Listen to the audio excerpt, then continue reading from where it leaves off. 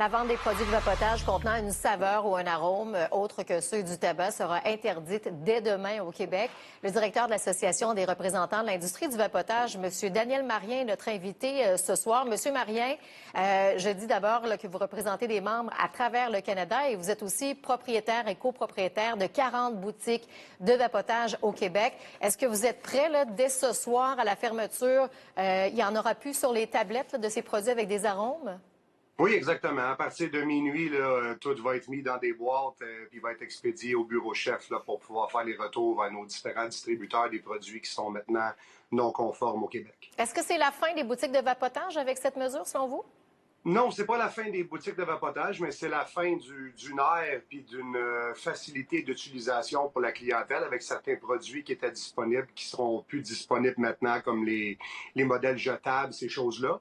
Donc, la clientèle va plus retourner aux modèles remplissables, comme dans le passé, avant que ces produits-là fassent leur émergence sur le marché. Mais c'est pas un domaine, c'est très controversé là, au niveau de la santé des jeunes lorsqu'on regarde les adolescents. Là, selon les données de Statistique Canada, 86 des non-fumeurs qui adoptent la vapoteuse sont âgés de 12 à 24 ans.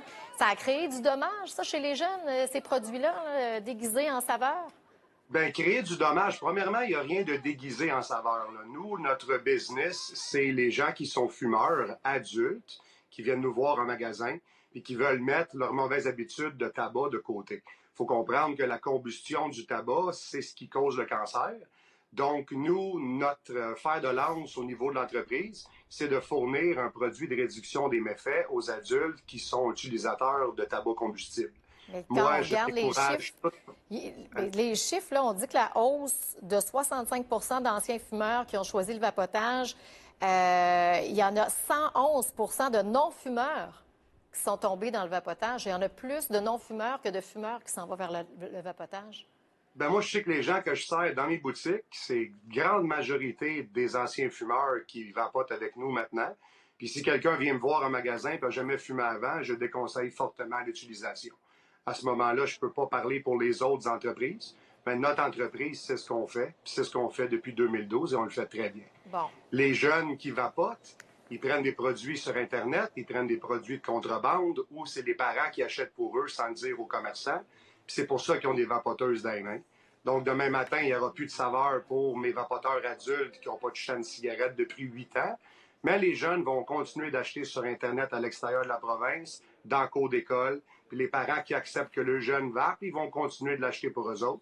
Fait que le seul pénalisé, c'est mon client adulte qui a plus accès à son produit aromatisé dans mon magasin à partir de minuit. Mais pour la santé, quand même, les dommages de la nicotine chez les jeunes, notamment substances cancérigènes, les aérosols libérés par la cigarette électronique, l'asthme, le système vasculaire Oui. aussi chez les jeunes, il y avait des impacts importants. Donc, encore là, on parle des jeunes qui s'approvisionnent de façon illégale.